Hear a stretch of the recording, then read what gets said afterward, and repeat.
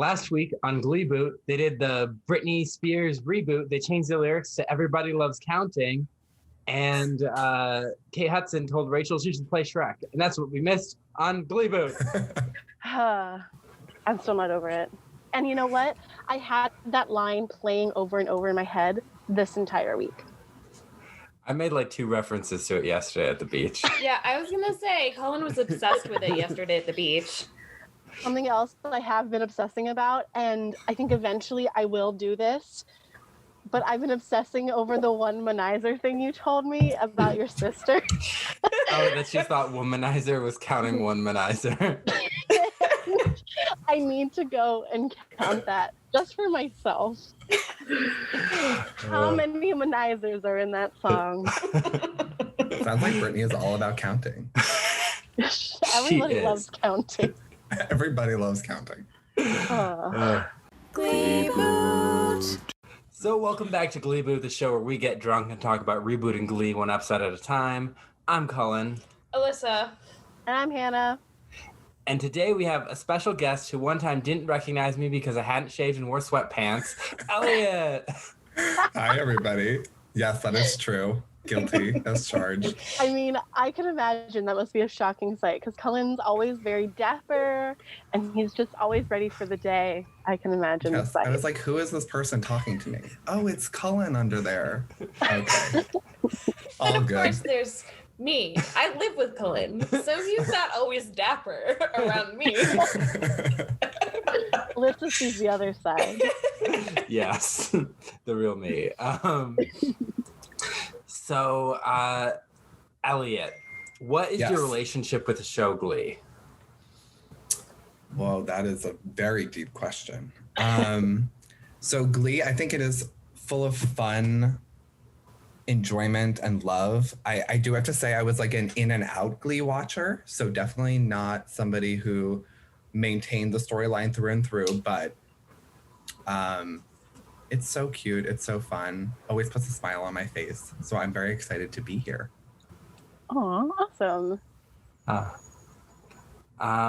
It's very sweet. Yeah. We don't always feel the same way about Glee because we watch all of it. Yeah, so that could be because I've only seen a few episodes and those were very cute. Like when Idina Menzel comes and plays Rachel's mother, like. Yeah, she has some good moments, like really early on. You're just like, Idina Menzel, she's amazing. Right. Or Adele Dazeem, depends on who you're asking. Yeah. So what are we drinking today? I have big news. Oh, Cullen, I see you're drinking a White Claw. Oh my gosh. Wait, are you drinking the same flavor? No, they came out with the 3rd pack. What, another one? Is pineapple. This might actually be my favorite. There's also blackberry, which I did not bring with me because I'm supposed to have the White Claws for beach day tomorrow. And then I was like, I don't feel like opening a bottle of wine. So I got my White Claws. And they also have strawberry. Ooh. Wow. Yeah. So I'm drinking right now pineapple White Claw. It's very good. I'm surprised. They do. I'll have to try that. They do well with their flavors. Yeah, I don't think there's any that I just can't drink. There's some I just like better than others, but they're all refreshing. The really, really sweet ones, like the blackberry or whatever that is. Raspberry? Raspberry. Yeah, raspberry. Raspberry's not my fave. We're both drinking lemon White Claws. Lemon. Are there any left in there? No, these are the last 2. Okay, well, if you guys really do like these spiked seltzers, I am on a new kick of Kona spiked island seltzer. Oh, I've never heard of that. This? No. It is so delicious. They sell them at Trader Joe's. Okay. They also sell them at Publix, which I have a very complicated relationship with Publix, but it is right down the street. And so these are delicious. This one is strawberry guava because we're in Miami. Oh, yum. I'm gonna have to look for those. It's a perfect beach drink or a Glee watching drink. Either. Anything with alcohol is a perfect Glee watching drink. Yeah. I'm probably going to get somewhat tipsy. My goal is 3 this episode because I'm very uptight. Yeah. So today we are discussing season 4, episode 3, Makeover, which I'm going to say is probably the best episode of season 4 so far. Isn't it only episode 3? Yeah. Yeah. Okay. I was not super offended by a lot. Exactly. I think So. it was very watchable. Mm-hmm. I don't think anyone was particularly awful this week. I think everyone was like fine. Lots Yeah, of they were pretty okay human beings. Yeah. We're coming off last week. They basically made fun of Britney Spears' breakdown. Yeah. And now we know Too soon. Yeah. I mean, now that we know how bad that is, even more so, it's just, yeah. So I think it happens a lot in Glee. We're like, we have one episode we're like, this is so hard to watch, and the next episode is like a breath of fresh air, even though it's not like great. Mm-hmm. Mm-hmm. It's the perspective thing. It's like when something is so bad and the next week it's like not as bad. You're like, oh, this is beautiful. This is amazing. Yeah, you're like, I better. can do this for 2.5 more seasons. I can do that. Was anyone else Probably not. horrified when they were like, oh, I guess we'll get to it, but there was a reference to 2012 and I was like, oh my God. Oh yeah, 2012. no, that hurt. Also, I was like, was it that long ago? yeah, Like, so the show ended what, like 2014-ish, I think. I want to say 2015. Maybe 2015. But even then, that's still like so long ago. But yeah, I saw the 2012 poster, and was then like, there's so much like patriotic colors happening. I was like, it's fitting that we're doing this on Memorial Day weekend. Yes. here. But like that means when this aired, this was probably what, September? Yeah, so it was September. I just looked at the Glee wiki. For the election. Mm-hmm. So it's probably right around this time. I bet you within that same week, the debate, it had to have been. So, yeah, really as always, Glee. cutting edge stuff for Glee. Political satire. So we have 3 storylines this week. We have Blaine. We have Kurt and Rachel, Wirt. And we have a Will storyline. Yeah, that's right. Yeah. So let's talk about Blaine first. That's how the episode opens. Mm-hmm. So Blaine's walking down the hallway. He's like, last year was all about letting the seniors shine. This time it's my year. And he signs up for 1 million clubs. He sings Cheers for Fears. Everybody wants to rule the world. Mm-hmm. And he signs up for like superhero club and what I'm guessing is D&D club. Yeah, I was like, was there a cosplay club too? Every club that he signed up for was incredibly geeky, and I was all about it. Yeah. I like dressing up. Yeah, Yeah. apparently. There's a lot of dressing up. Yeah. So yeah, Blaine is just trying to fill his time because he feels like he doesn't have Kurt in his life, and like the only time they're really in sync is when they're hate watching Treme. And the way they do it is really interesting because they're not like doing like Netflix party like some people would do these days. Blaine is watching it on his TV, and then he has Kurt on his laptop turned toward the TV, and then like they have it weirdly timed where Blaine is passing the popcorn and Kurt picks the popcorn like at the same time. It's so strange. That was brilliant. That was like top moment. Loved it. I'm not gonna lie, I was like, I've never thought about doing that. Is that like an option I could do? Because the video chatting system is probably way better now than it was in 2012. 2012. This was dating. They were dating themselves. Yeah. Yes. It made me think of me and Hannah. I hate watching Smash. Yeah. I'm telling you, anytime they're in those New York, like naturally lit dance studios, I'm like, that's all I can think of is Smash. And Elliott is a native New Yorker. I am guilty again. which is why I brought him on for this episode, because this is where New York is really very much a fantasy. No, this is how New York is. I'm pretty sure, Cullen. I did enjoy all the little New York quips and examples from New York. I mean, they're running through the city. That was really nice. The internship, I mean, we'll get to everything, I'm sure, but it was very New York. Mm. Or how Hollywood thinks of New York, right? Yeah. That qualifier is key. Yeah. Cullen was about to be like, wait, is it really like that? It's like what NYU freshmen think New York is. Right, That's what it was exactly. like. Yes. So Blaine signs up to run for student body president. And Brittany's like, what are you doing, Blaine Warbler? And he's like, I'm running for president. And so Brittany is like, well, I'm going to be running for president too. So she's looking for her running mate, which they suddenly have now. The first time that's happened, I was like, yeah, I think in my school, we voted for, people would run for president, vice president, secretary, and treasurer, and we would vote for the people who went for those roles. It's not like they could just pick whoever they wanted to run with. Very strange. Yes. And she asks Artie because he's part robot, like Franklin Roosevelt, who's on Mount Rushmore. Yeah, a lot of things incorrect there. And he's like, I'm not part robot. And also, he's not on Mount Rushmore.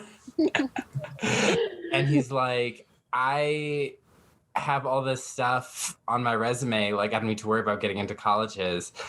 But he's like, but women do love a man in power. And she's like, you could make all the dumb decisions, and I could just be in charge. And he's like, so I'll be the Cheney to your Bush. And she's like, I prefer landing strip. I died. I died. Brady has some really good quips in this episode for sure. Yeah. It's her time to shine. This was a good episode for her. Yeah. Yes. And so he agrees. What was the other? There's another line. Oh, because he's like, I'd like to have a relationship that lasts more than a couple weeks. No offense. And she's like, why would I take offense to that? We dated. And she's like, we did? We did? You just have the Glee audience feels, because I'm like, oh yeah, they dated way back in season 2. Yeah. I hated Artie's line where he said, women love a man in power. I hated that. Yeah. Artie's a misogynist, as always. He is. Can I just point out that the only reason why women have in the past liked men in power is because that means they would be able to manipulate them. Yep. Yeah. There's that saying, right, that the man may be the head, but the woman's the neck. Yeah. It's like one of my favorite sayings. Mm-hmm. Yeah. So Brittany announces at Glee Club that she and Artie are running together. And Blaine is like, this isn't a popularity contest. It's about who has the best ideas.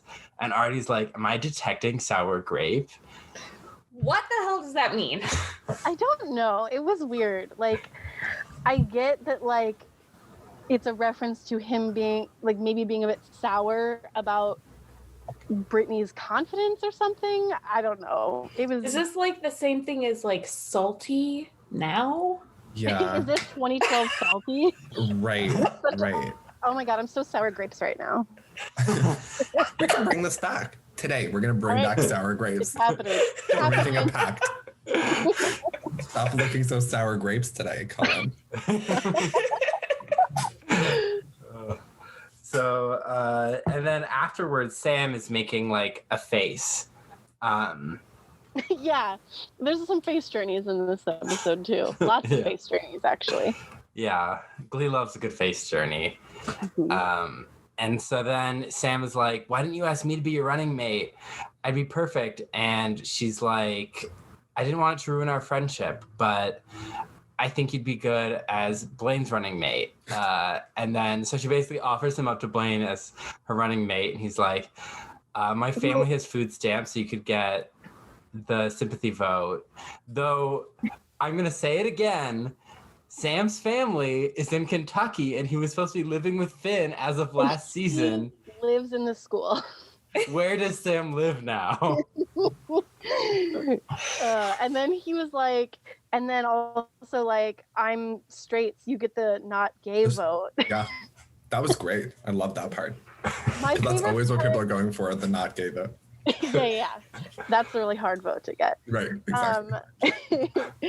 One of my favorite things about this was Brittany explaining why she couldn't pick Sam, because she's like, think about it. Sarah Palin was running with her grandpa, and now they barely talk. And I was like, I love that. I forgot about that. Good. Like, it was so good. And then Sam does an impression of George Bush. To Blaine. He's like, also my impressions are awesome 100% of the time. I was like, I actually laughed at his impression. It's really good. It was good. He's really It sounded good. like W. Yeah. Like, that's like this whole segment, like this whole scene was just so good. Yeah. No, I loved this whole election storyline this episode. Compared to last season, they had like a multi-episode election arc, and it was really not as interesting. And this was like way more charming, way more cute. Mm-hmm. It felt way more actual high school. Yeah. Yeah. Yeah. I was cackling through the whole episode, like enough to where my roommate came in and was like, what are you watching? And you're like, not Glee, not Glee. I was like, this is great. So then Brittany's like, first order of business, Artie and I challenge you and Sam to a debate. And Sam's like, what's debate? Okay, but I don't Sam is understand. not that dumb. He's not that dumb of a character. Why is he suddenly dumb? I mean, Yeah. So then they sing, they're like prepping each other, and they're like asking each other questions, and Blaine's like, what'd you say to that about like McKinley's test scores have been going down? And Sam's like, stop giving tests, they're hard and nobody likes them. Fair. I mean, And there are way too many. And everybody loves counting, so they don't need any more tests. that's honestly like a really sly dig at the testing system of our country, I believe. Right? Wouldn't you say? Yeah. At least that intelligent. Brittany was asked by Artie, what's your favorite color? And she goes on to talk about Filipino people. And Because they're hardworking and family is very important to them. I died again. I was like, oh. Yeah, her timing on that was great.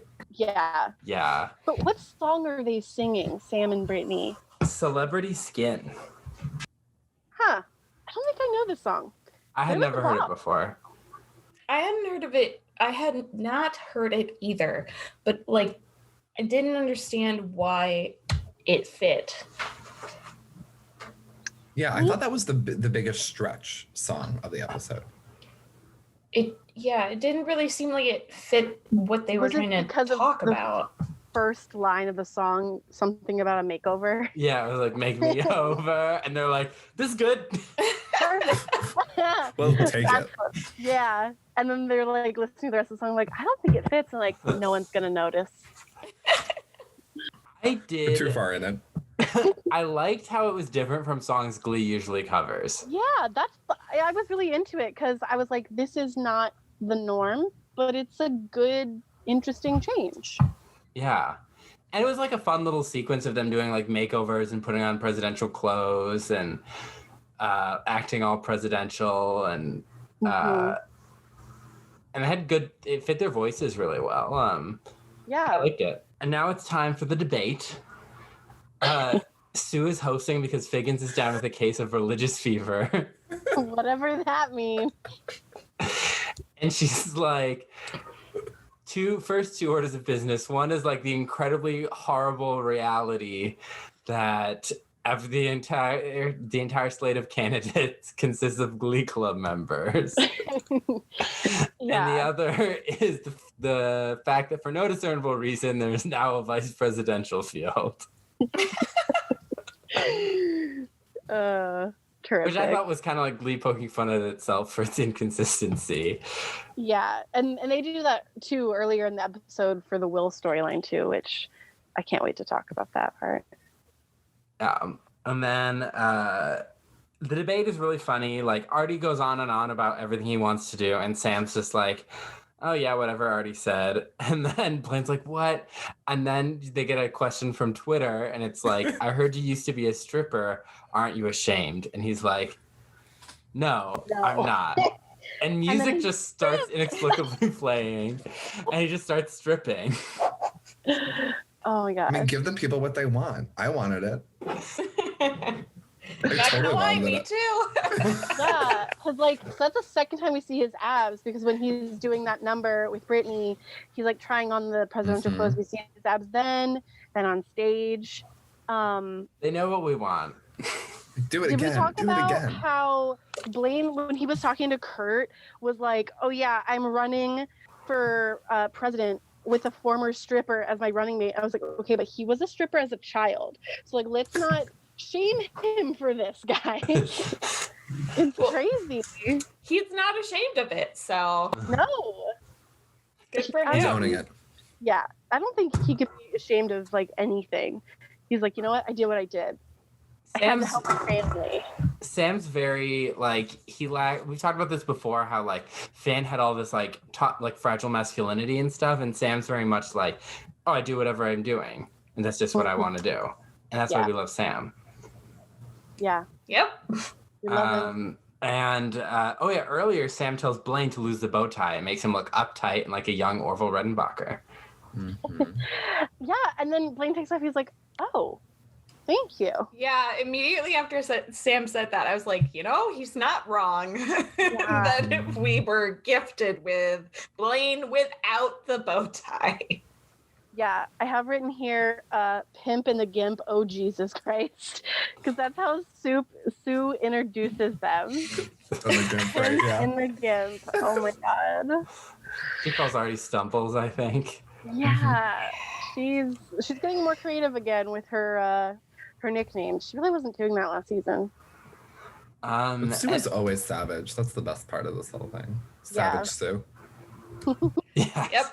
Yep. And then, so Blaine and Brittany are going at it, and Blaine's like, all Brittany did was do a dinosaur-themed prom and ban the use of hair gel. He's like, telling people what to put or not put in their hair is disgusting and the first step to tyranny. And he's like, next thing you know, they'll start burning books, and then they'll start burning people probably. This like personal attack about the hair gel leading into like war crimes was hilarious. It's like kind of like how our political system works. So like it tracked with me. It made sense. Yeah. Maybe not so much for like 2012 election, but definitely for like the recent elections we had. They were ahead of their time. Yeah. Yeah. I'm loving the Blaine without Kurt, because I feel like before Blaine was often used to just be like Kurt's boyfriend. And I'm loving like this kind of like dopey, kind of like idealistic, but still like a silly teenager character that we're getting. Yeah. Speaking of Blaine without Kurt, did we talk about the scene where Blaine was talking to Kurt and was like, I'm going to run for president. Look at all of my bow ties and help me decide. Yeah. That was the scene where he was like, I'm running against her with a former. Was I getting my beer? Did I miss that? No, I just kind of had that down in the Kurt storyline. Oh. Basically, Kurt is just talking about his life, and he's like, oh, whatever you pick will be fine. And then he goes on to talk about his life. So he's being a bad boyfriend. And what's really key about that, which I hope kind of leads into like a future Blaine-Sam friendship, which who knows if they'll just drop that after this episode. But like Kurt doesn't give him any advice, but Sam actually gives him advice, which I think is really cool. Yeah, he ends up saying, the bow tie is your signature look. Basically he's like, I don't care which one you wear, because whatever you wear is fine. It's your signature look. And that's not what Blaine is looking. That's not what he wants. He wants some support. Yeah. Yeah. That was sad. That was like a, oh. Yeah. Yeah. I wrote in my notes, I think I just wrote, Kurt is a bad boyfriend to describe the scene. Yeah. A couple times, actually. I think I have that done too, somewhere. Yeah, I mean, college, high school relationships are always hard. Mm-hmm. Especially when one ends up in New York, the big bad city. Mm-hmm. Yeah. It has all their dreams come true. Magazine. Yeah. So then Sue announces, so Brittany is like, she's like, sweet, simple Brittany, what say you? And Brittany's like, I love you. I love McKinley High School so much that I want to ban summer vacations. We could spend all day, every day indoors in McKinley's High award-winning air conditioning. And I would also ban the policy of weekends. And Stoner Brett just storms out.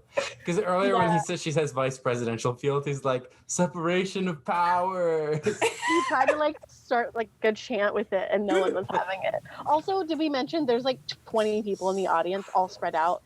There's a lot of minor references, at least for me, to social distancing. It was totally. This is one. Yes. It's another theme too. It's strange. So there's 20 people and they're all peppered throughout the auditorium. Yeah. And then Sue announces the victory. She is she's announcing Becky is on the xylophone, doing this forever flourish, and she has to grab her hand to stop her. And then she's like, we have record low election turnout, but here's our results. And she's like, Becky, can I get a xylophone flourish? And Becky just sits there and she's like, not feeling it. And Becky just shakes her head. Well, I mean, to be fair, Sue constantly stops her when she's in her moment. And she's like, I'm not going to just perform for you. Yeah. That was so good. That was another highlight for me, was in the episode Becky was like, I love Becky. Yeah. Becky with the good hair. She was great. Becky with the good hair. And so we get a blam victory. Sam and Blaine win. Oh, I could not make out what that sign said. Blam. It's is it Blaine spelled wrong? Because that's really wrong. That's what I thought. I was like, is that what it says? And then I never went back to look. Blam. It's their ship name. Again, Glee giving us ship names we did not ask for. Yep. What's the alternative? Sane. No, I like Blam better. Blam's better. Yeah. So there's a big poster, congratulations, Blam. So Blaine is getting congratulated. Sugar's like, we know him. We see Marley congratulating him. She was a pretty minor character this episode. She went from being... She had a face journey at the debate, which was actually just the same face. And then she hugged Blaine. But I don't think we ever saw her. Maybe we saw a flash of her face as she came up and they hugged and then she was gone. Yeah, and during Everybody Wants to Rule the World, she walks by and says hi. So I'm wondering if the actress was like, hey, I'm supposed to be a lead. Can I just be there for a few scenes? And they're like, sure, you can walk in that shot. And then Blaine is calling Kurt, and Kurt is having too much fun in New York, so he doesn't answer. On that old iPhone. Yeah. Another whoa. That was a brick he's carrying around. It's whoa. This was supposed to be a scene where you're supposed to see that Kurt's being a bad boyfriend again. But I was also just kind of but if I was there, I wouldn't answer the phone either. So yeah, we can talk about that when we get to Kurt's storyline. But what I think they do, at least for me, is that I see both sides, and I think that's done really well for me emotionally. That I also feel bad for Kurt not being able to answer because it's just a really bad time, but I also feel really bad for Blaine because he wants Kurt to be there for him. So some actually good emotional conflict there. Right. Yeah. Right. Yeah, Whoa. no, this very a nice gray area for Glee, which is rare. Yeah. Yeah. And then Artie's like, oh, congratulations. He's like, there might be a room for you in my cabinet. And Artie's like, I got what I wanted. Sugar asked me on a date. She asked me horseback riding. I hope it doesn't involve getting towed. That's scary. That's terrifying. And he's like, oh, have you talked to Kurt? And he's like, yeah, he's already planning an inaugural ball. Is it just me, or did Artie not buy that? He did not buy that. Yeah. I think nobody bought that. Yeah, I thought, like, I wasn't really sure at first, was like, why would Artie be like giving any sort of like emotional reaction to this? But I guess he was like really the only person that was actually talking to him about it. So yeah. And then he sits down with Sam, and Sam's like, oh, look, man of the hour. And he's like, you know, I just realized at this moment I did all this for Kurt. I transferred schools for Kurt. Insane. Even with Glee Club, everything, like, I did all this for Kurt, and now I just feel so alone. And Blaine's like, or Sam's like, you're killing my party, bro.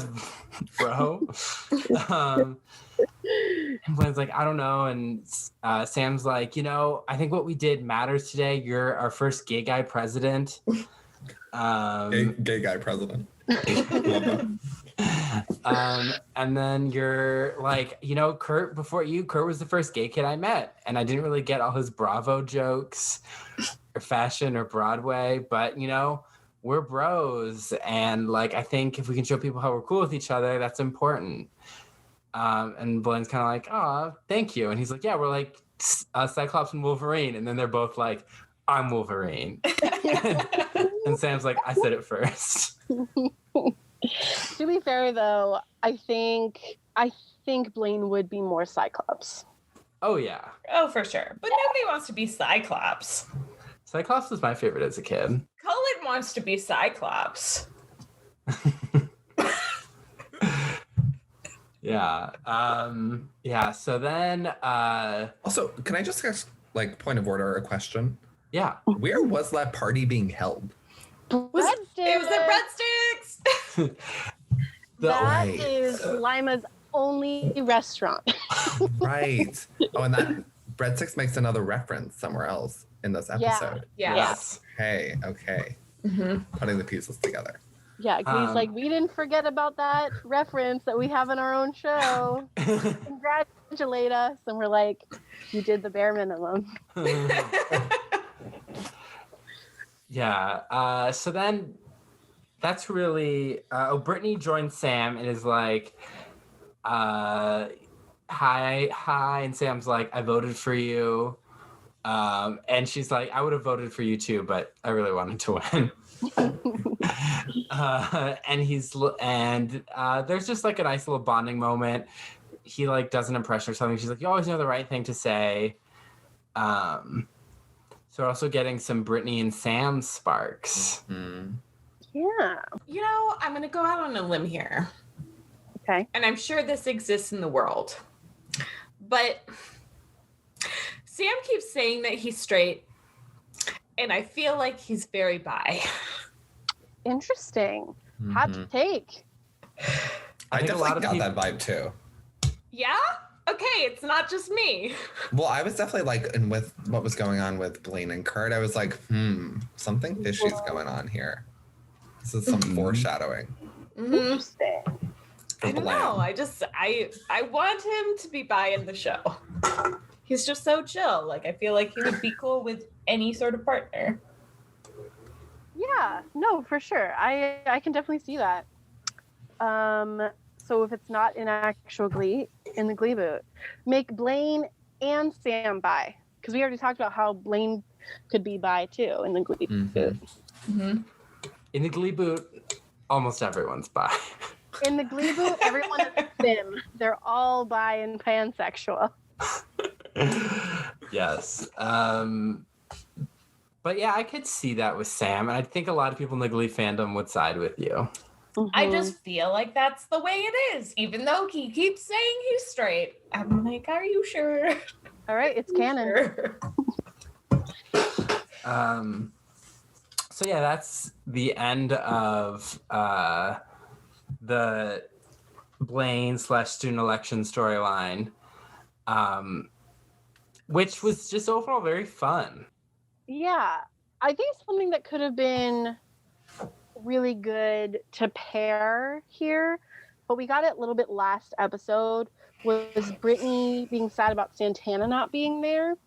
I think maybe having this sort of on both sides, both Brittany and Kurt or Blaine dealing with their partners not being around, not being able to support them. And it could be interesting if we have a moment between them where they bond over that. That could be really interesting for the Gleeboot. Yeah. Mm-hmm. Yeah, that's not a bad idea. And Like both that. of them are turning to Sam for support. Yeah. Because And then he they're is in a the best. throuple. Boom, it's canon. A thruple. We solved the problems with Glee. Let's do Will next because it's gonna take like 2 minutes. Not much Yeah. happens. Down for it. So Will is kind of running out of ideas. He's talking to the Glee Club and they're like, what ideas do you have? And he's like, I have them and they're really good. And I'm like, oh, like the time you sang an Elvis song in a Spanish matador outfit. Yep, and forcibly made it into Spanish language. That was to prove that you could speak Spanish, except that you had to use a dictionary because you can't actually speak Spanish. Anyway. To be fair, I definitely identified with this moment because thinking back in grad school at all of the times we had to propose ideas for scripts we were going to write. Yeah. This happened a lot. It was Yeah. look at my ideas. Kay thinks I'm going to hide them under a rock now. So there's a couple really fun lines from the students.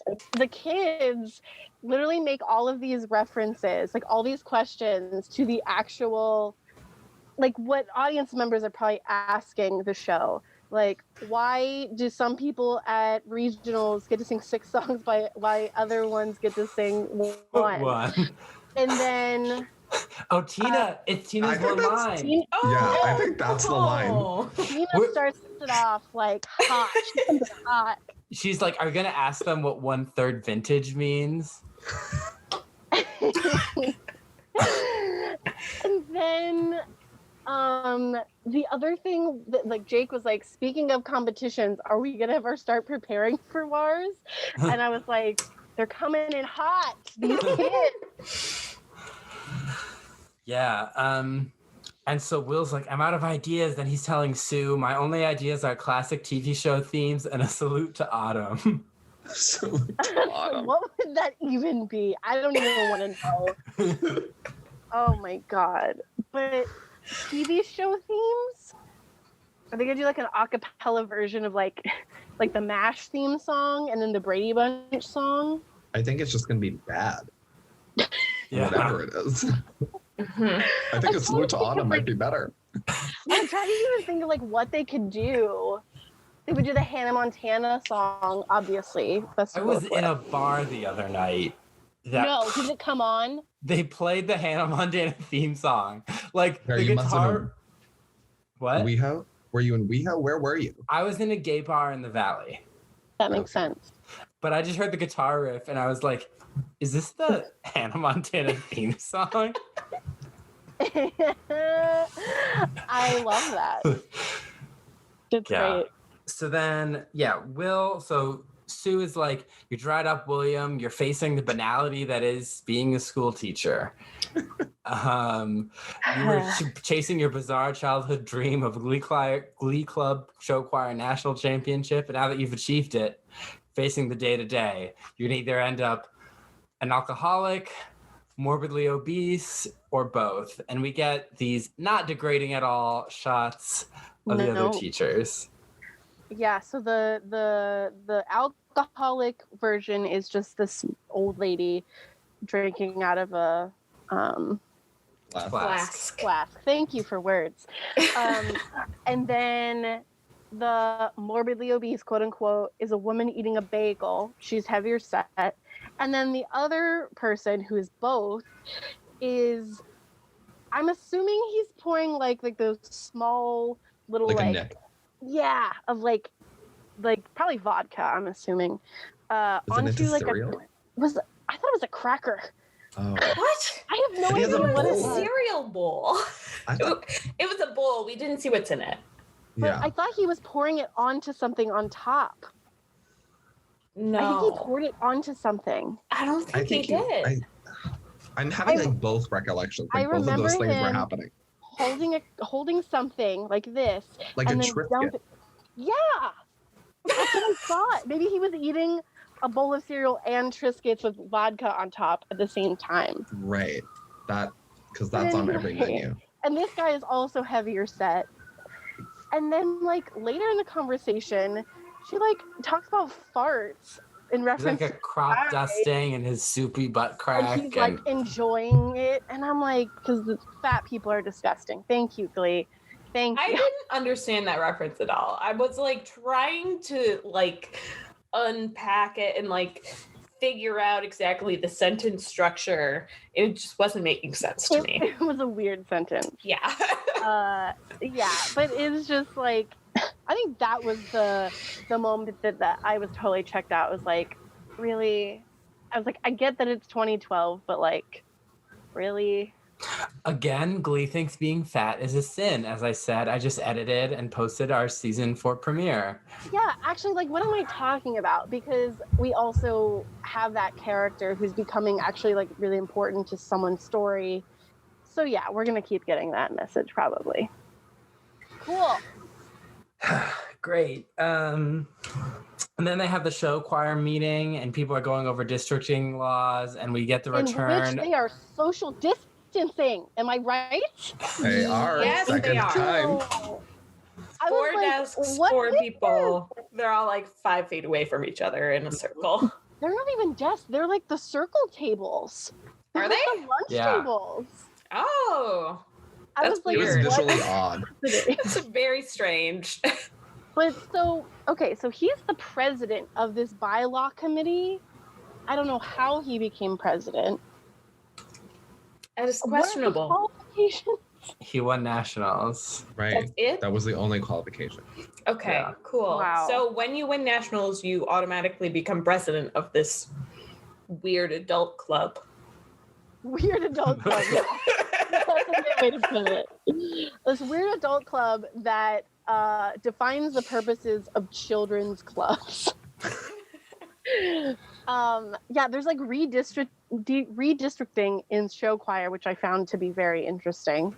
We get the Scarlet Fever return guy Scarlet Fever guy.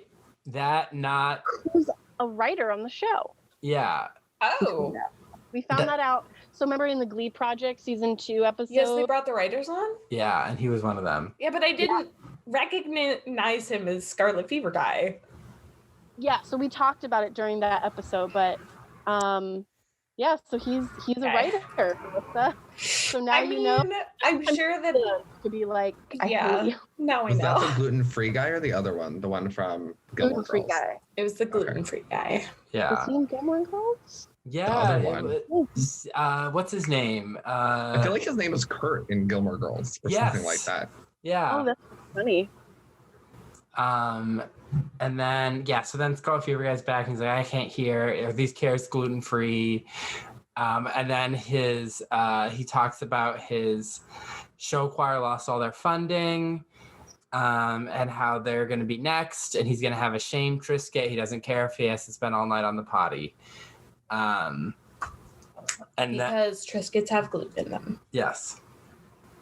Okay, I just wanted to put that out there.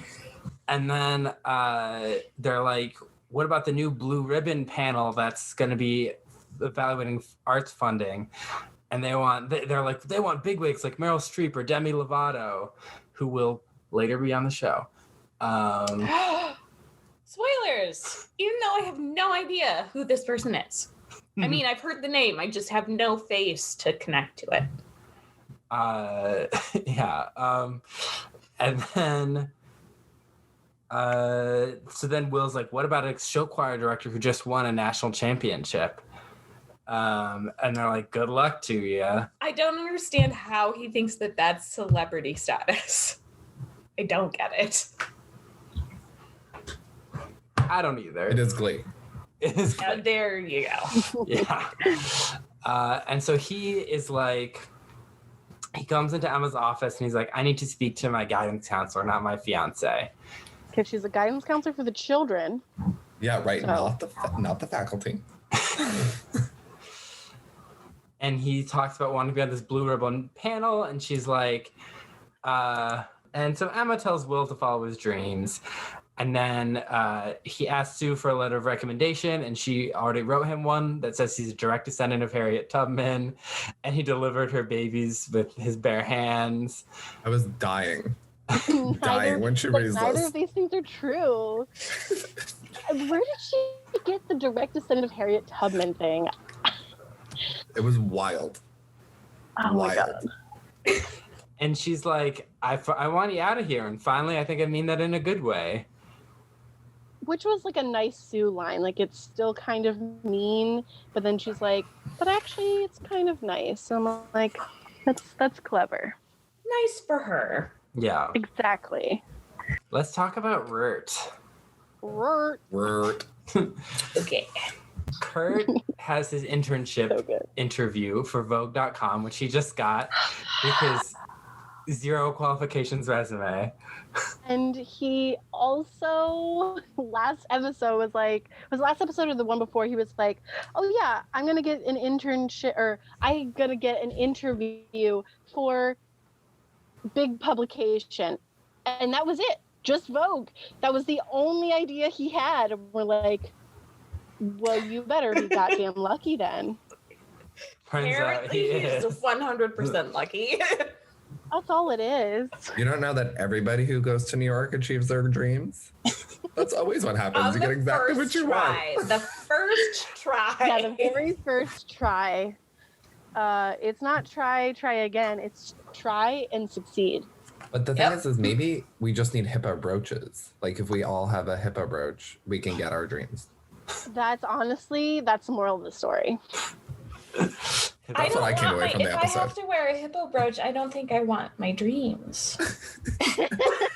Alyssa's putting her foot down. The line is hippo brooches. Rules for her dream. Maybe it was a rhino brooch, but not a hippo brooch. Oh yeah, he has this interview for an internship, and I was like, because I knew who the character was going to be played by, and I was just waiting for all the shenanigans. So he walks in, Kurt walks in, and Sarah Jessica Parker, Isabel Wright pops out and he's like, Columbus. And he's like, what? You're from Lima. I'm from Columbus. I got food poisoning in Lima. Actually from Ohio in real life. Really? And I actually did my 7th grade Ohioan presentation on her because I was obsessed with Sex and the City. Yes, as a 7th grader.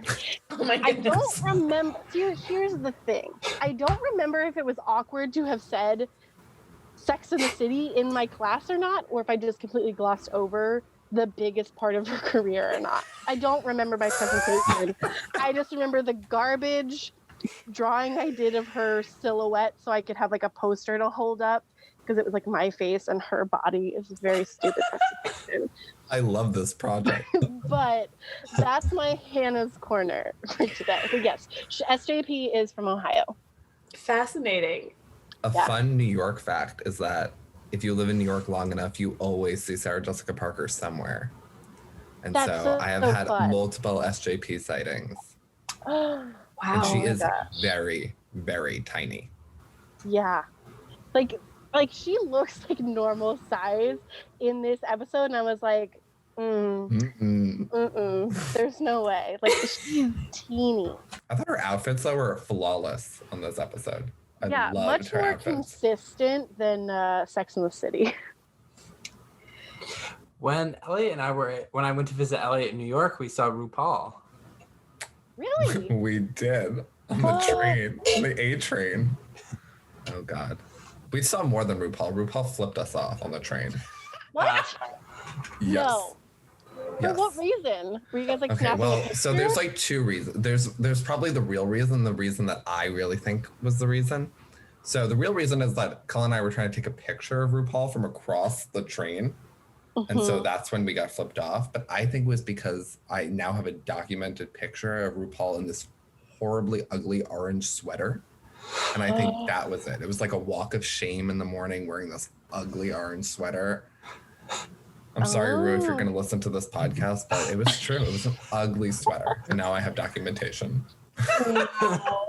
That's amazing. Okay, I don't even know, like, so I'm the person who, if I saw a celebrity, I would not understand that they were celebrity. I'd just be like, so I meet the person who like played or wrote in my favorite movie or my favorite TV show, and I just be like, hey, do you want mustard on your sandwich? Or, you know, like, that's me. I just don't recognize people at all. You'd be a celebrity's like best encounter ever because you're like, oh, this person didn't even recognize me. Thank God. And then later you'd be like, huh, that person kind of looked like this person, but it probably wasn't them. It's probably not them. Yeah. It really looked like Meryl Streep. What a coincidence. Oh my God. Yeah. Now I'm curious how many celebrities Allyssa has probably interacted with but doesn't realize. I honestly have no idea. Oh, that's great. That's terrific. I do know one celebrity that I interacted with, but there was a camera in my face and I was completely starstruck because there was a camera in my face. I think I know this story. Yeah. It was in Boston, though. It was not Wahlberg. in LA. Mark Wahlberg. Yeah, it was Mark Wahlberg. Oh my At goodness. Wahlburgers. Literally Like, hanging out at Wahlburgers. it was kind of like, you know, hitting me in the face. So that's the only reason why I knew. Yeah. Oh, that's Weren't cool. they were like filming for the show, which I don't think the show's on anymore, but Yeah, I can't imagine it would. I don't even know if I was on the episode or not. I think we've talked about it on the podcast before. I Probably. think so. I love the story. It's so good. That's the only celebrity I knew and recognized that I met. So, Yeah. up in the air for everybody else. If you hadn't been at Wahlburgers and there wasn't a camera in your face, there is still a pretty high chance that you would not have recognized him, correct? Correct. Love that. I mean, they all look so different from when they're actually on, you know, TV. They're in real life, they're a real person. They have wrinkles. It's like not, I don't understand. My brain does not compute the person with the wrinkles and the person without the wrinkles are the same face. It doesn't work. That's true. That's true. Because cameras definitely make them look very, very different. Mm-hmm. I.e., Sarah Jessica Parker is tiny. I mean, IRL. she really, yeah. I mean, I was like gawking at how good she looked in this episode. But she's a very interesting character from the first second. She literally is like divulging her insecurities 2 seconds into Kurt's kind of interview. Okay, so I absolutely loved her character the first minute I met her. And then, yes, and I don't know, maybe she was able to pull off Midwestern so well because she's originally from Ohio. Right. But she really pulled it off. Like, I got Midwestern. Mm-hmm. It was definitely there. I got food poisoning in Lima. Some sticks, breadsticks. Yeah, there You was know, the red it's like, things. Lima's a terrible place. I got food poisoning there. She's like, I got food poisoning in Lima. Yeah, We're yeah. connected. That's really funny. So she's like associating his hometown with like the worst shit she's had in her life. That's funny. I didn't even put that together till right now. And so, yeah, she's asking, like, where do you want to be in 4 years? You know, who are your fashion icons? And he has the most basic list of Audrey Hepburn, Michelle Obama, and her. Yeah, it was bored. To be fair, if he had had anyone else on that list, I'm not sure I would have known who they were. Valid. I felt like it was a very Kurt list. Yeah, they're Yeah. very iconic, very, very iconic. And I guess he's in a way is very iconic because she mentions that she's like, your online resume, which I thought was an interesting phrase. She's like, I was really impressed with your online resume. Notice how she doesn't mention a goddamn thing about his actual experience, and she just talks about like his fashion photos. And Kurt points out the half sweater that he found on his great aunt's attic, which I think was nominated for an LVP.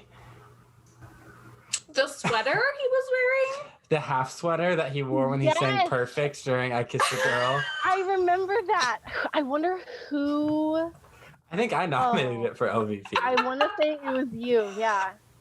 That's hilarious. Yeah, I remember. And then that's when like MVPs and LVPs literally became anything and anyone that you see on the show.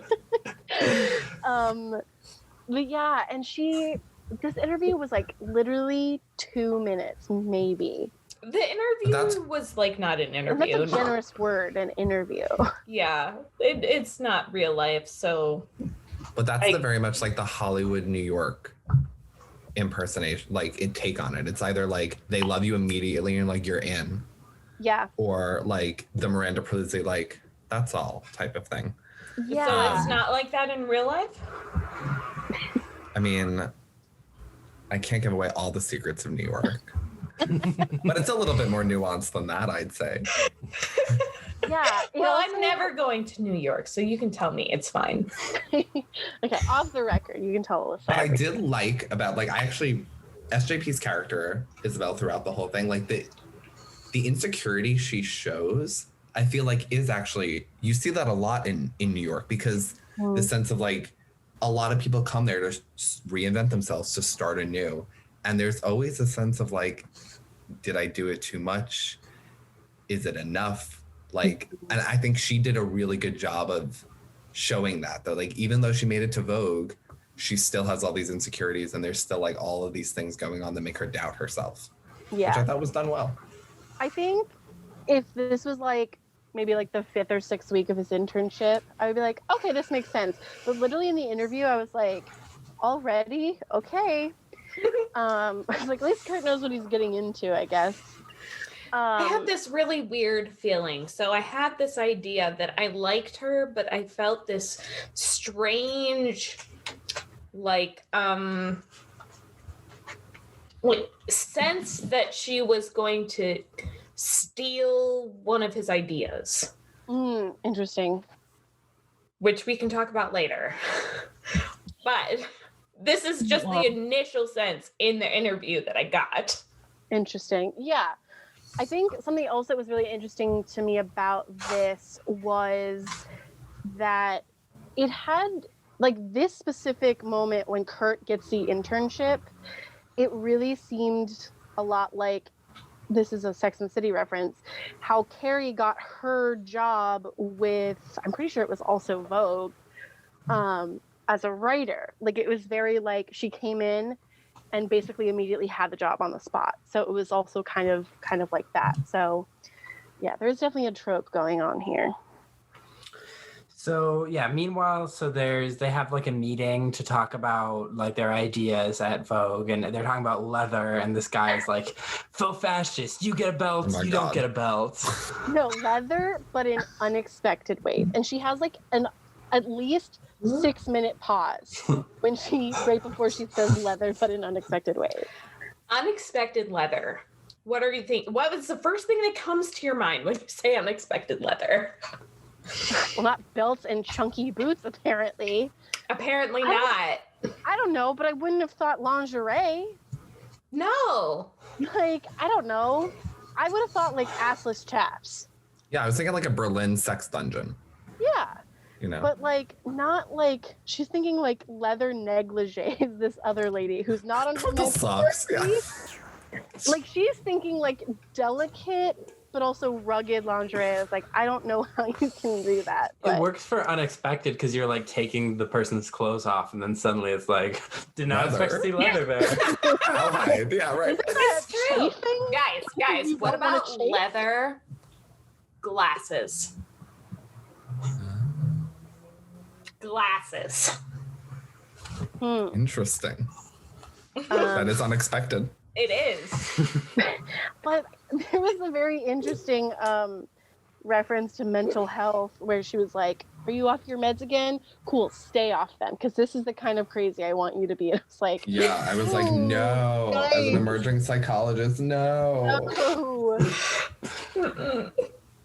Bad. Yeah. And so then she's like, Kurt, can I see you in my office? And then she just divulges to Kurt, what do you think of the ideas? And he's like, he was having a face journey that whole time. Yes, there was this weird moment where the camera turns to Kurt, and she's looking at Kurt, and Kurt has this face where he's like, this is not a good meeting, but all I'm doing is handing out coffee, so I can't say anything. And then she talks to him in his office, and I thought, oh, is he gonna get you shouldn't be making face journeys in meetings like this. No, wrong. No face journey. No, I was like very much sensing there were going to be some boundary issues this episode. Yeah. Yes. No, there were boundaries never set. That is correct. Lessons learned, set them early. Mm-hmm. Yeah, so this whole Kurt storyline was very conflictless. He just kind of gets things. This was the fantasy part. Yeah. So she's just like, what do you think of the ideas? He's like, they were terrible. Like, that's not what Vogue's about. And she's like, I'm just struggling. She put me on to Vogue, and I don't think I'll be able to handle this. I'm going to be homeless. And he's like, don't worry. You can live with me and my roommate in Bushwick. And she's like, no. Boundaries. As somebody from Queens, I also feel that. I think it was more like a Brooklyn thing, like, oh my God, Brooklyn. That was what went through my head too. I was like, oh no, Bushwick, yikes. I don't want to go to Bushwick either. And then Rachel is being bullied at school because of her clothing. By the Black Swans. I thought that was another deep cut of a reference. Because that movie, I think, came out my senior year, which would have been like 2012. Mm-hmm. I still haven't watched that. It's good. It's worth it. Yeah. Okay. It's definitely on my list. It's officially on my list.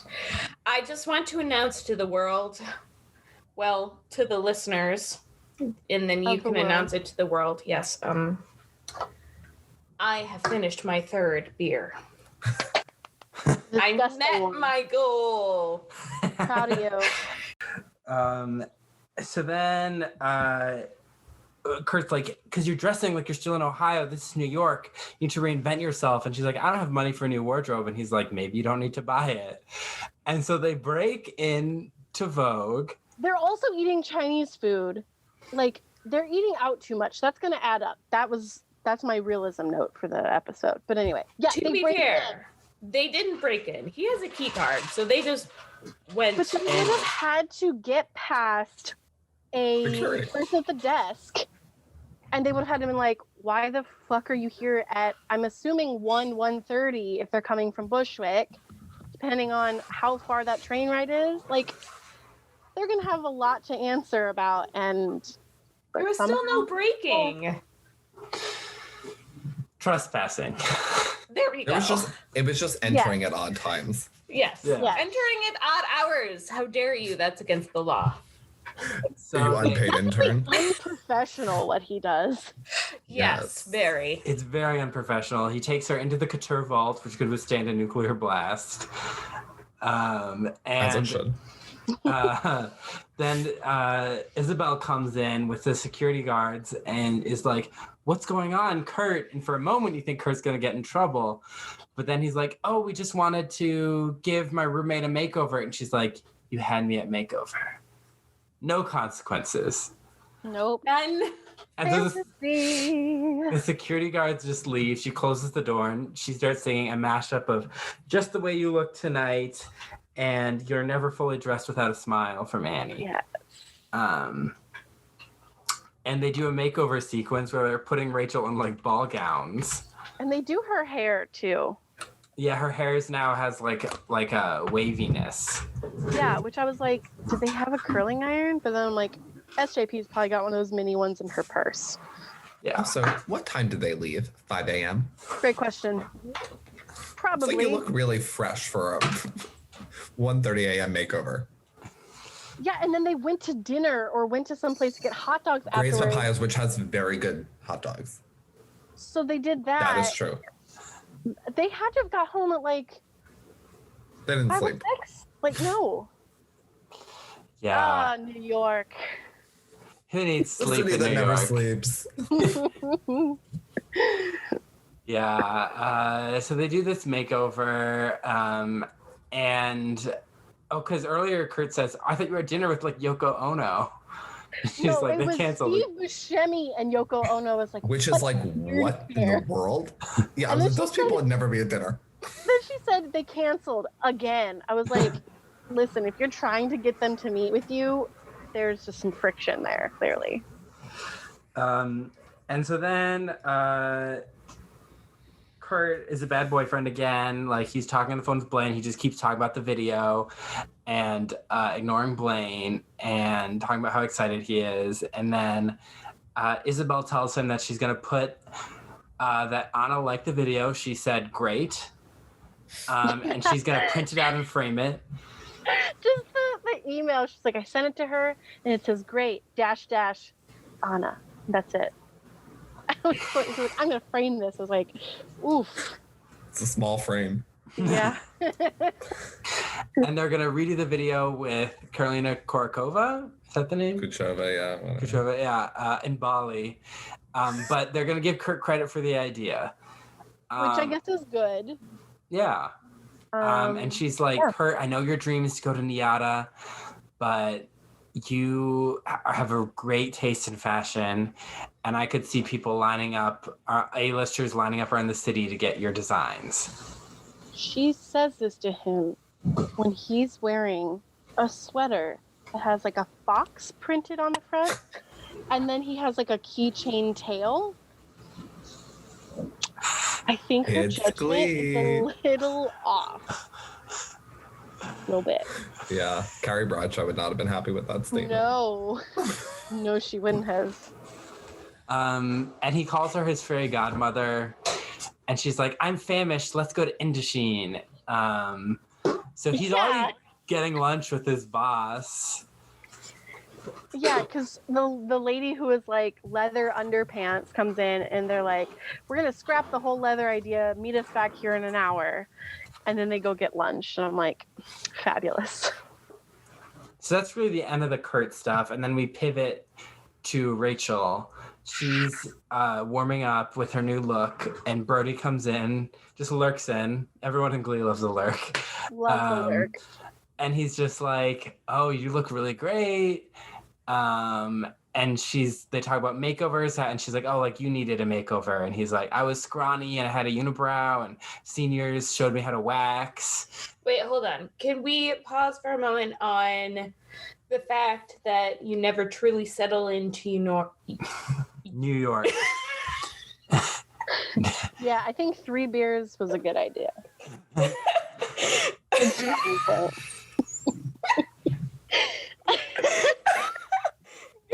York. Until you've had your first makeover. Is this true? Well, I was born in New York, so I guess I didn't need to achieve the makeover, right? You were never birthed into the happened. world, and then that was your makeover. That was my first makeover, was being born, I guess. So There you I go. didn't get the great, Yeah. Rachel From scene fetus of to human. I mean, Right. that is the the makeover. couture vault. The couture fault. Yeah. So so then Brody's like, I think makeovers show you how you feel on the inside. And she's like, yeah, I like that. And then he's like, what are you working on? She's like, oh, just a new number. I like to keep my machine well oiled. And he's like, me too. She's like, do you want to sing it with me? And they sing Sheryl Crow's A Change Will Do You Good. Deep cut. Yeah. And they're running around New York, flirtily eating ice cream, getting pictures taken. Nobody eats ice cream like that. No one. Did not like it. I didn't like it because it was just at camera, just like sexually licking the ice cream. That was Didn't already like it. melted. If anyone knows how to eat ice cream on a cone, You don't let it melt over the cone. That's just how it is. You just don't let it do that. Especially if you're trying to be sexy. Right. I would let it melt to try and be sexy. Oh, I'd commit to hot a bit. take. I'm gonna You should hold him to it. Yeah. Next episode, you have to eat melted ice cream sexy. Yes. in a cone. Cone. In a cone, but not in my room. You'll make a TikTok of it out in the kitchen. Yeah. Yeah, TikTok. For our TikTok. Yeah. How long do you have to wait before the ice cream is melting over the cone? And Depends then on how hot it officially is. you You gotta can get be it like on your hand, and then you As gotta it's like dripping to the ground, like drip, yeah. drip. It's a waste of ice cream. That is true. Yes. But you gotta commit to the bit. So they're running around flirting, and then they almost kiss, and Rachel's like, "Can I cook you dinner?"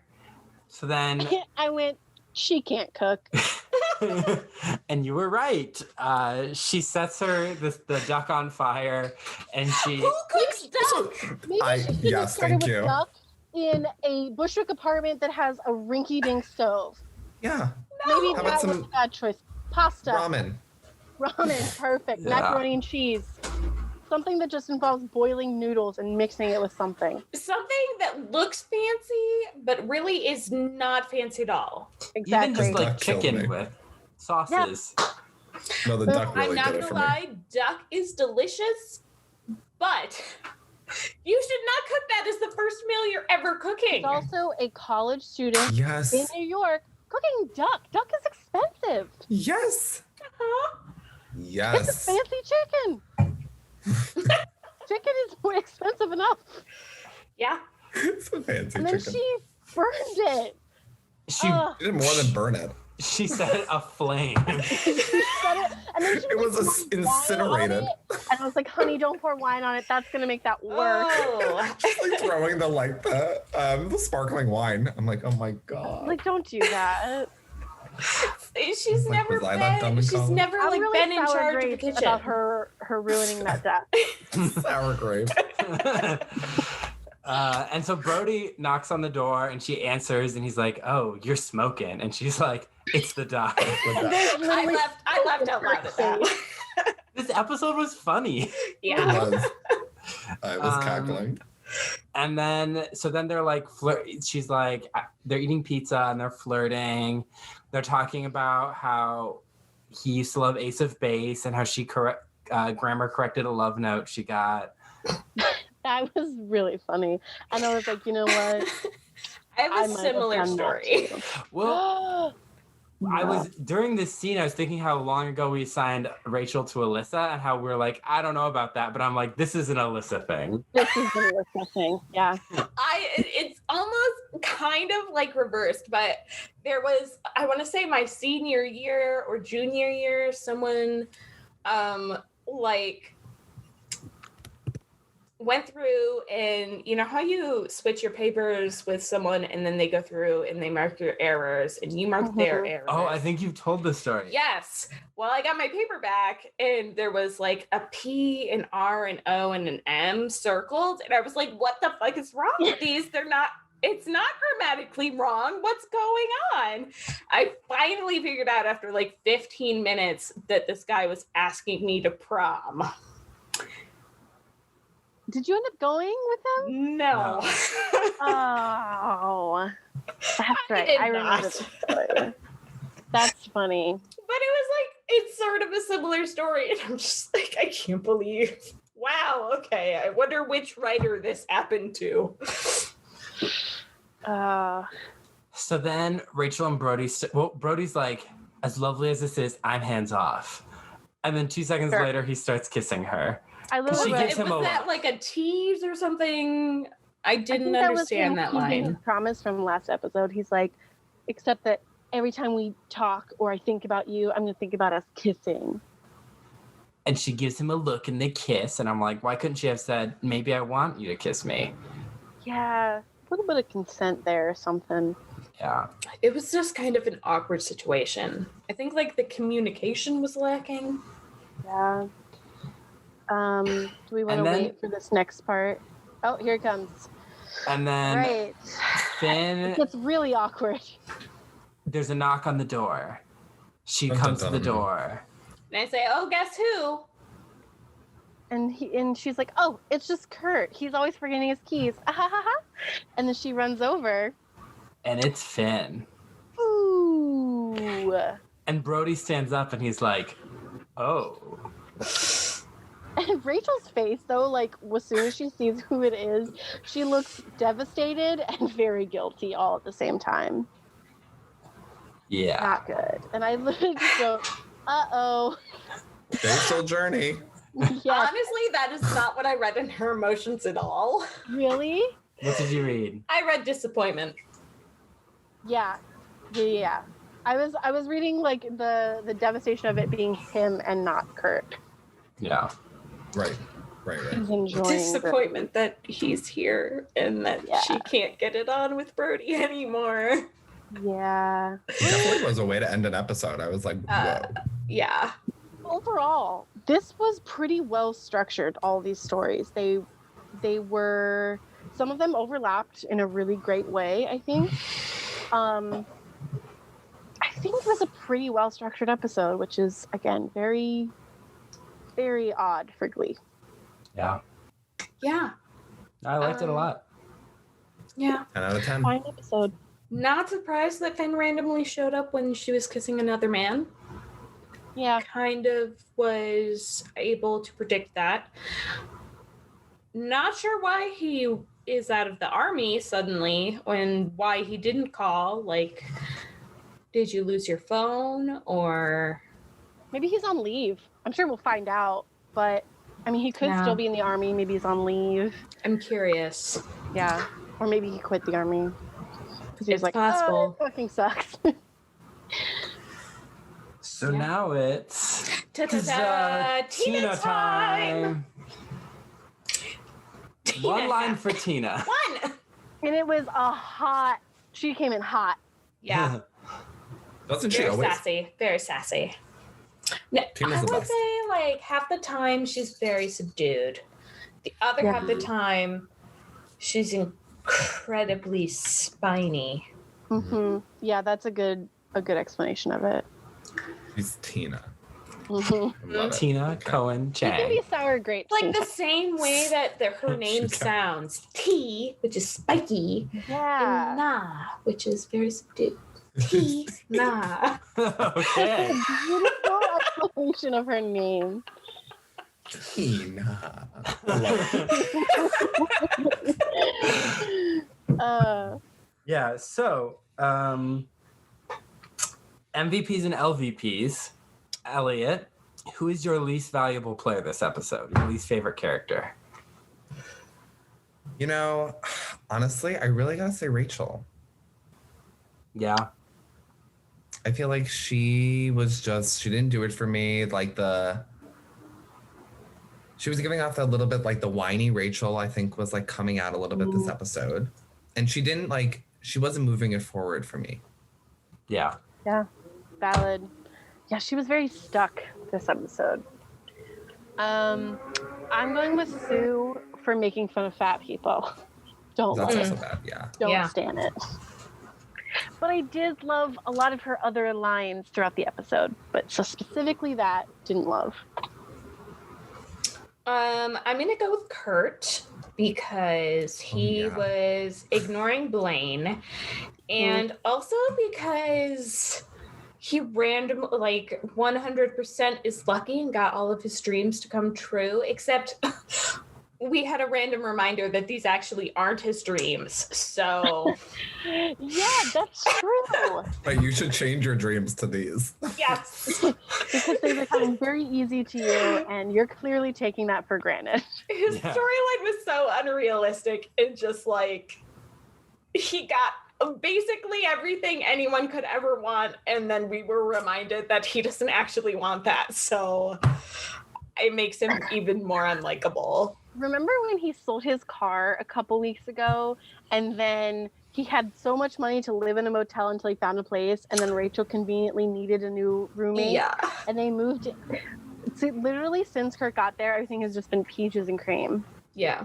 I thought you were going to say, remember when he sold his soul? And I was like, Yeah, I remember when he sold his soul. no, I think I've been watching too much Lucifer. It's like if I say I want to be a writer, and if I suddenly made it as an actor, I'd probably be like, I'm cool with being an actor. I wouldn't be like, no, this isn't what I want. Yeah, Yeah. Kurt's story is very At the end of the day, it's Glee. It's Glee. Yeah. I'm going with Artie as my LVP because as a former high school debater, Artie is terrible at debates. Horrible. Yeah. Boring. Gotta open with an inspirational quote. You gotta reel them in. Yeah. Yeah. So now let's talk about our MVPs. Elliott, who's your favorite character? Oh, gosh. Okay, well, okay, I think the MVP of the episode, when we think about everything that happened, is Sam, but with an honorable mention for Isabel. Okay. Because of, like, she's giving the vibe of not what you expect in, like, an unpaid internship. Like, she was giving all these opportunities and wanting Kurt to succeed, which we don't always see. And she, as I said before, SJP looked flawless. But I feel like Sam really, from the entire, kind of was like a good friend to multiple people, tried his best, had some growth, took off his shirt multiple times. MVP in my mind, for sure. Yeah.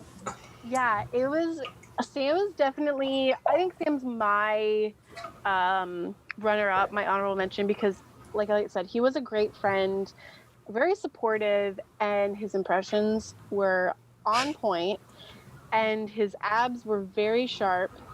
And he owned up to, he's like, yeah, I was a stripper, so what? That was great. Sex positive. Yeah, exactly. But I'm going with Brittany as my official MVP. She ran like a really good campaign. She wasn't like trying to be nasty or anything. She's just like, my platform is I love my school and I want to spread that love. Even if it was like horribly misguided as an idea, she seemed to really come from it as like, I love you. I love this school so much and I want everyone to love it. I'm going with Brittany. I am actually officially going with Sam because number one, he's my Glee boyfriend, so I have to be supportive. And number two, he has great abs. I have to support those as well. Yes. But also, he really is just a really nice guy in this episode. He wants to be Brittany's running mate, and then she's like, no, you should be running mate with Blaine. He's like, okay. He's just really sweet. He's so nice and wholesome. And like his speech to Blaine about them being pals and how it's like really good is valid. Like he had some really valid points. Sam is one of the few TV characters you'd actually want to be friends with in real life. Like most TV characters, like you would not want to be friends with anyone on Friends. Like, no. But like, God, what a reboot. But Sam, like you'd actually want to be friends with him. So Sam's my runner-up. I'm going with Blaine. I really liked Blaine coming into his own this episode and trying to like wrestle with the insane decision he made to transfer schools for his high school boyfriend and how that affects him now. And I like that they're like dealing with that psychology there. And that they didn't forget that had happened. Because remember when how we forgot that Quinn was pregnant? Yeah. This actually like is carrying on. It's definitely a deep part of his character. Yeah. And I liked his cover of Everybody Wants to Rule the World. Yeah, so that was my MVP. So let's talk about music. We only have 4 songs this episode. Everybody Wants to Rule the World, Celebrity Skin, the mashup of Just the Way You Look Tonight, Never Fully Dressed Without a Smile, and A Change Would Do You Good. Elliott, what was your least favorite song? Least favorite. I gotta say what was the second one? The one where Brittany and Celebrity Skin. yeah, that was my least favorite. Just didn't do it for me this episode. I like that one because it was so different, but I think the one that was the worst for me, and I didn't even realize there were only 4 songs, that's crazy, was the mashup. I wasn't really into the SJP Kurt Rachel thing. I wasn't even really into the scene. So like, I think everything was, I could listen to it, but I think it's just like my least favorite in general. So I didn't really like any of the songs this episode. I wasn't really feeling any of them. I didn't think any of them really did justice to what we were talking about, or what, like, they were kind of all sort of doing the makeover thing, which was like, okay, why are we stuck on that? Because we named the episode first. Yeah. It works backwards from that. Yep. The one that I liked the least is probably the last one, where Rachel is flirting with Brody. A change would do you good. Yes, a change would do you good. I just didn't like the vibes, the entire thing. Rachel's makeover just kind of made her more like sexually, I don't know, like,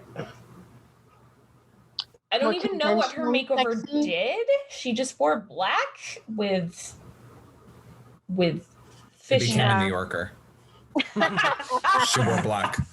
Yes, okay, so black is the new sign of the New Yorker. Okay.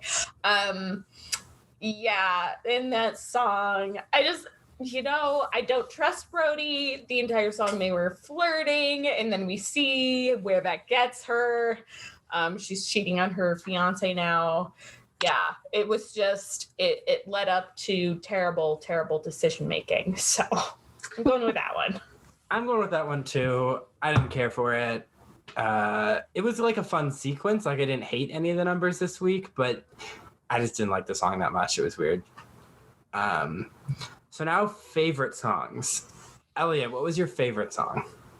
Okay, so I really like Blaine's version, but the mashup to me, I loved it. I thought it was cute. I don't know. I have this thing where I really, in my mind, don't like Sarah Jessica Parker, and then she appears on a screen, and I'm like, oh, I really like her.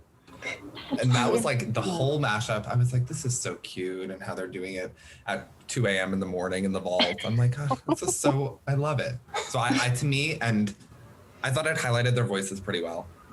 So I think I'm going to go with the mashup as mine. Yeah, that's so funny you said that, because like I think I had this idea of SJP and I'm like, oh, I love her, but then like I saw her in this and I was just like, like I think I was well, like, it's because I hate Sex and the City. That's my problem. That must be it, because I love Sex and the City. Right. Interesting.